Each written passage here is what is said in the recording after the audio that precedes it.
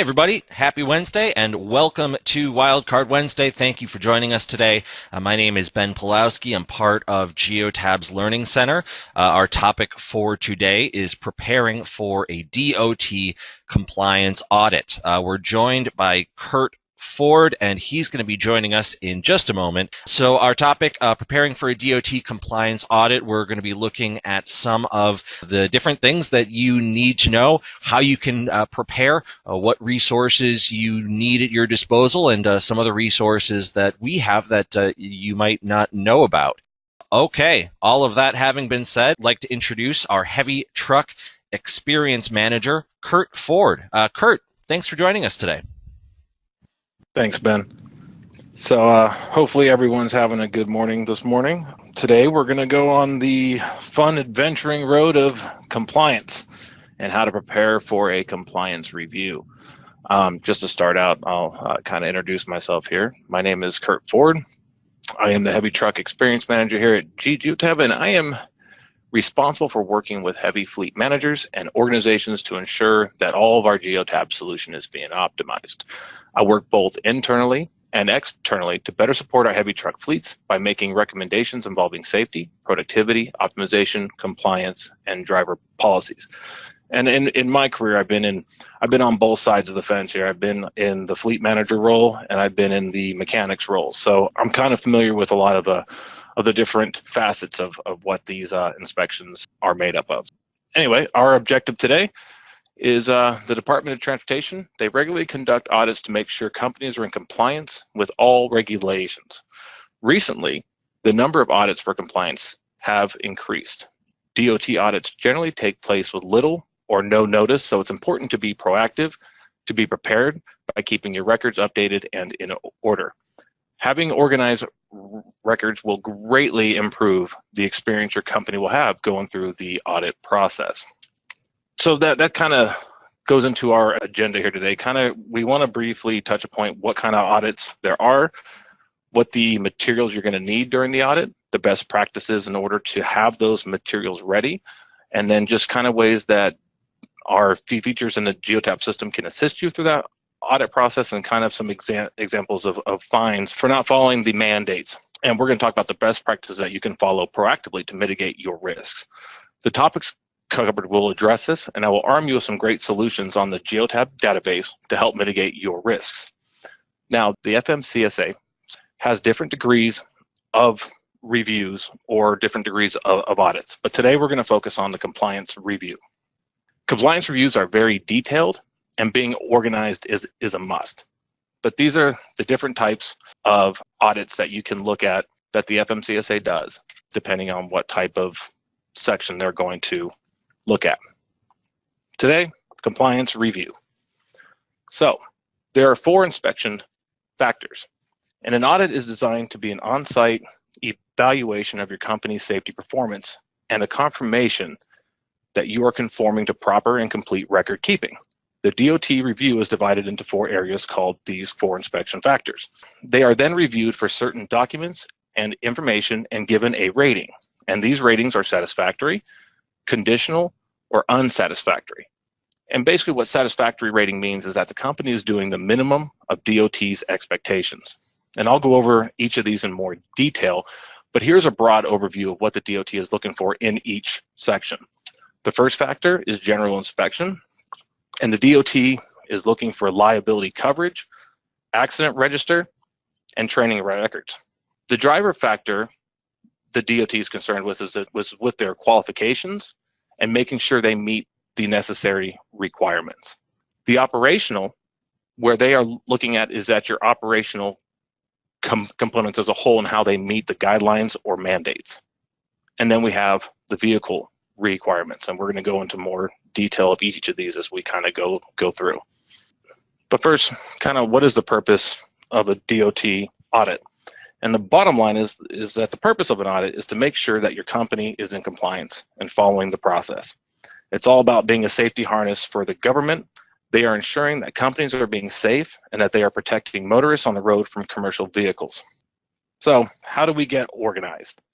Audits are becoming more focused on carriers with higher crash rates, carriers with more crash involvement, carriers with recent violations, carriers with increased exposure that drive on our roads the most, carriers with hazmat compliance problems, and identified driver safety problems. They will also give you a visit if a complaint is made to the FMCSA from the public or an employee. But like if a combination of these come in within a short period of time, you can probably bet that they might become knocking at your door. During an audit, especially compliance review, documentation and good records are paramount. But another key factor that I want to talk about real quick is attitude. And believe it or not, your attitude goes a long way. And especially in my experience, inspectors know every company makes mistakes. And what they look for here is how the company attacks and tries to resolve these issues. So if you have issues, a poor attitude during the process can greatly eliminate any of the leniency the inspectors usually have for mistakes. Just like a traffic stop, it is important to be compliant and extremely respectful towards any DOT official. It just may save you a fine. But if you do have a bad attitude, make sure you have the following documents updated, organized, and ready for your DOT officer. Now, I'm just kidding. Regardless of attitude, make sure you have the following documents updated, organized, and ready. So strong policies and safety programs are a great prevention tool, to start like a binder or a series of binders with dividers for each employee, and an area for documentation that is necessary to pass. Within the front section, make sure to include a current copy of your regulations, updated insurance, all company policies, starting with your drug and alcohol use policies, and drug test summaries for the year. The DOT is going to see that you have the following docs front and center. The FMC CCSR. It can be a digital copy, but as long as you have one. The next item I see is going to be the MCS 90 insurance form. This is your liability insurance, and it needs to be updated and signed off. Next, we're going to have the company's accident register, and this should list all the DOT recordable accidents and include the following information. You want to make sure that all the details are included and nothing is left blank. Your accident date, your location, the city and the state, your driver's name, number of injuries and fatalities, and the presence of hazardous fluids if spilled. So, according to 390.21 of the FMCSR, all commercial motor vehicles must be marked on two sides of the carrier's legal or single trade name and the DOT assigned number preceded by the letters US DOT. The FMCSA requires motor carriers to train not only drivers, but also any employee who may be involved in a regulatory compliance on the applicable regulations. To demonstrate an adequate level of management control, it is strongly suggested carriers keep detailed records of any transportation safety-related training provided employees. So now I'm going to the vehicle factor, and all employee applications must remain on file. The auditor will look for an annual certificate of violations, 3 years worth of safety performance history from previous jobs, current motor vehicle reports, a copy of road tests given before employment, and an updated medical card. The DOT does verify that a good faith effort was made to obtain the 3 years worth of safety performance history and drug and alcohol testing results from previous jobs. So any documents utilized to obtain this information should be on file too. And these are all the different types of documentations that you want to have ready and available. Now, when it comes to testing and drug and alcohol policies, those should be in here as well. And the driver file should also include a copy of the current license, any granted waiver, and all drug and alcohol policies, signed receipts, acknowledging policies, and testing completed. And that's all the things that you're going to have, kind of like right there, organized front and center. Any business that's operating a commercial motor vehicle is subject to driving limitations and hours of service record keeping. Unless the carrier is using an exemption, the DOT expects 6 months of driver logs and supporting documents be made available during the review. And a carrier is expected to maintain a file for each regulated driver. Now keep in mind that any document that the driver puts in his or her hands on may become part of the logbook. The DOT may ask to see toll receipts, fuel receipts, scale tickets, meal receipts, etc. Fuel receipts are of interest because they can be directly matched against the logbook duty status and show a location and time. The rod should show an on-duty status when fueling. What can happen is a driver pulls into a truck stop, goes off duty to start his 10 hours, and then fuels the truck. This can be considered a false log, if he's off duty during that fueling. When a fleet has more than 10% false logs, things can start getting a little interesting. The motor carrier can get fined. The motor carrier can be ordered by the DOT to start keeping certain supporting documents. So making sure that you have accurate rods and supporting documents is very important. And the next thing I want to get into is the post-trips and the DVIRs. So 90 days of post-trip inspection reports are required to have. However, I recommend purging those records after 90 days. So DOT can only go back that far. If a carrier retains DVIRs for longer than 90 days, even though it's not required, they can still be subject to fines and penalties for any DVIR defects past the 90 days. If they're on file, they can go through them. So it's better not to have things that are not needed. The FMCSA can also inspect any records that are kept by the carrier, even if they're not technically applicable. So purging records that are not required to be kept can also be very beneficial. Your PM records are another big factor here, and the FMCSA will review these. The inspection and maintenance issues reviewed in Factor 4 are found in Part 396 of the FMCSR, and the DOT expects the carrier to demonstrate any commercial motor vehicle under its control for 30 consecutive days or more is enrolled in a program of systematic inspection, repair, and maintenance. Each vehicle subject to Part 396 should have a vehicle maintenance file, in addition to containing records of all repairs, inspections, or maintenance performed on that vehicle. The file should clearly detail the following. It should have the company number or license plate number, the model and year, the vehicle identification number or the VIN number, the vehicle tire size, as well as the owner, if not the motor carrier. And except for annual inspections, maintenance records are required to be kept in the file for 12 months before the information can be purged. 14 months for an annual or periodic inspections must be maintained by the carrier. Proof of a periodic inspection must be stored in the vehicle in the form of a copy of current inspections, or in some states, an approved sticker with inspection information clearly legible. The DOT will verify that annual inspections are performed by certified inspectors. The motor carrier should maintain records of roadside inspections for at least 1 year, and the DOT examines inspection forms to determine if the carrier has performed required repairs discovered on a vehicle during a roadside inspection, and that assigned inspection form was returned to the issuing agency within 15 days of the repair completion. That's a lot, and I'm sorry, but it's that's all part of what needs to be in there. So our best practice, if you get an official notice or a notice from an official, then I recommend you deal with it, and I deal with it immediately. Once the deadline passes, if you were facing a fine or other sanctions, you may actually lose your rights to an appeal. So don't wait until the end of the day. And remember, the government's business day legally ends at 5 p.m., not on midnight. An incomplete form or an unsigned form may be taken for a missing form. If the correct response is none, then write none, not NA. And don't accept bad paperwork from employees. Common errors are found in applications for employment, logbooks, driver vehicle inspection reports, shipping forms, and supporting documents for logbooks. When checking documents, ask yourself why. Why does the results of a drug test have a certain box checked off? Why don't the supporting documents match the logbook? Why didn't the driver or technician sign the DVIR? Because you're responsible for every piece of paper crossing your desk. So make sure that you kind of make your every day kind of like your why day, because audits can happen overnight. So keep those communication skills working and share the knowledge. A bad audit can put a company out of business, but a good audit that runs smoothly, well, it's painless. And I never leave the auditor to his or own devices. Make sure you have a quiet place to work, someone to provide additional documentation, answer questions, and communicate with everyone else what is going on. If the DVRs are not purged, the auditor can look into the rest of the document. So play it safe, purge what you can. Don't give them more than they ask for. If you do, they will continue to ask for more. Every employer shall be knowledgeable and comply, and this is according to the FMCSR. Every employee shall be knowledgeable of and comply with all regulations contained in this subchapter which are applicable to the motor carrier's operations.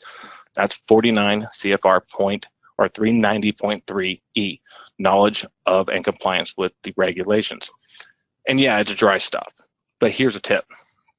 Start the Federal Motor Carrier Safety Regulation book at 49, part 390. That would be chapter 1 of like any other book. And the same section goes on to say in 2, every driver and employee shall be instructed regarding and comply with all applicable regulations contained in this subchapter. If you are the employer and driver, then all the regulations apply. And don't just stop reading at that point. When it seems that the regulations kind of meet our predisposed expectations, you should keep on going, because getting familiar with all this is like key. So now that we have the basics, and I know it's a lot of information, I'd like to go into kind of like some Geotab features. And let's look kind of like what we have that can help you stay up to date and be prepared. We have a few different things I'd like to highlight, and one is the maintenance history and reminder rules.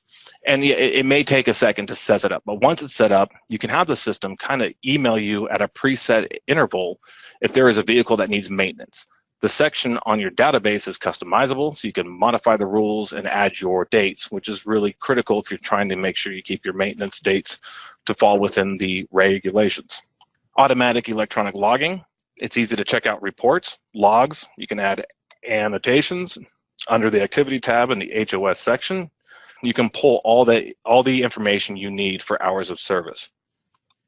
And then Geotab also offers a DVIR section to print out all reports for post and pre-inspections. You can even customize the area if you want to add or delete inspection recommendations.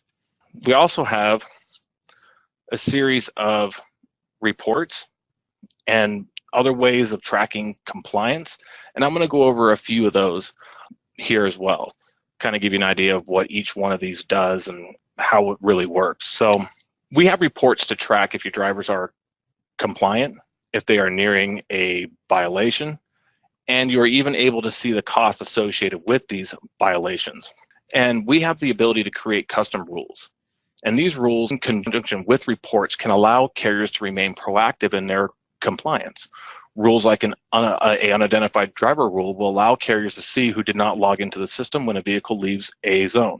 And this will help combat those issues of getting those unassigned logs. In the user section, in some areas, you can see where you can put, there are areas where you can log the CDL expiration dates or medical certification dates, then place a report on the dashboard and you'll never miss a renewal date. And like I told you earlier, I want to go back into some of these reports and kind of how they work. And these are all reports that can be found in the Geotab marketplace. They can be downloaded, then added to dashboards to help you stay in compliance. They each can be customized, and all instructions on how to set them up come in the marketplace too. We have exemptions like personal conveyance and yard moves.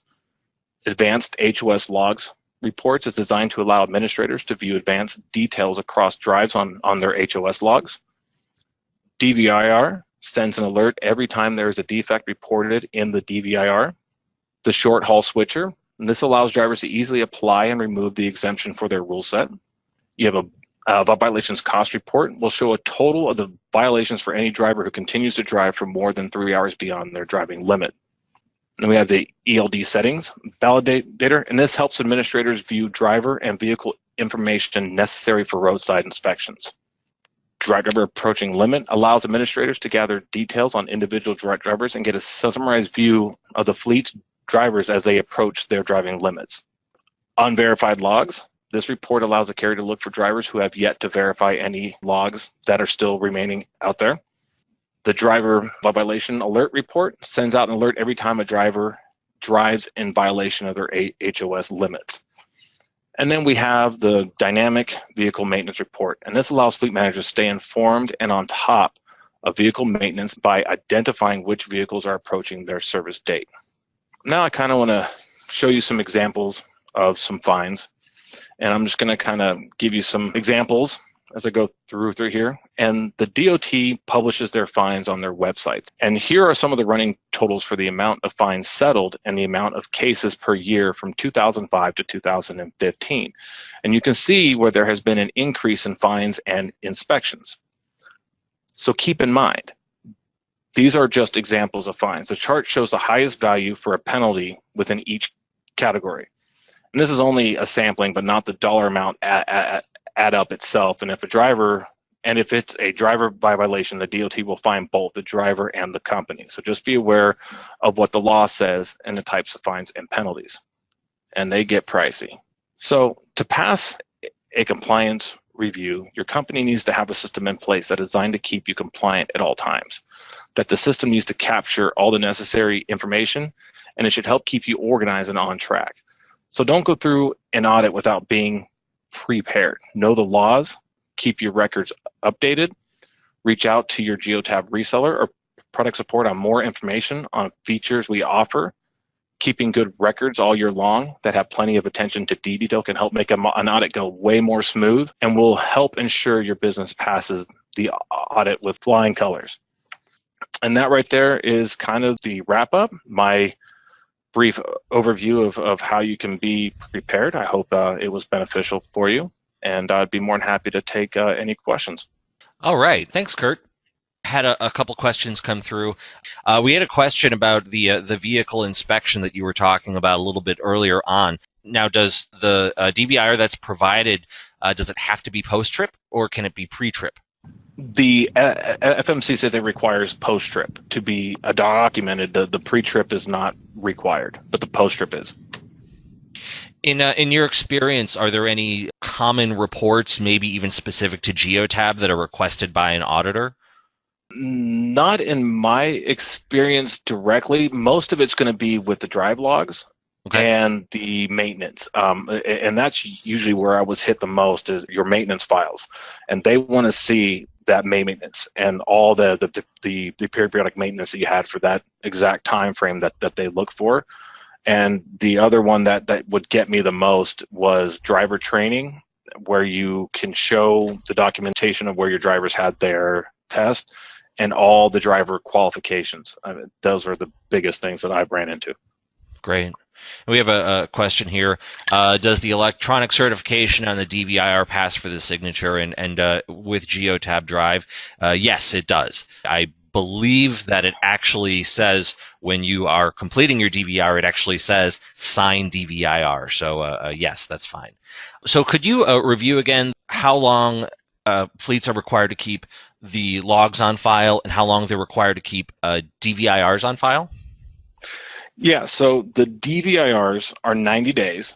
The way that I used to do it is I would have my 30-day file, my 60-day file, and my 90-day file. And I would just, after my 90 days, the back file would get thrown in the trash. The 60-day file would be moved to 90 days, and I'd just keep rotating them up. Therefore, I never kept anything more than I was supposed to.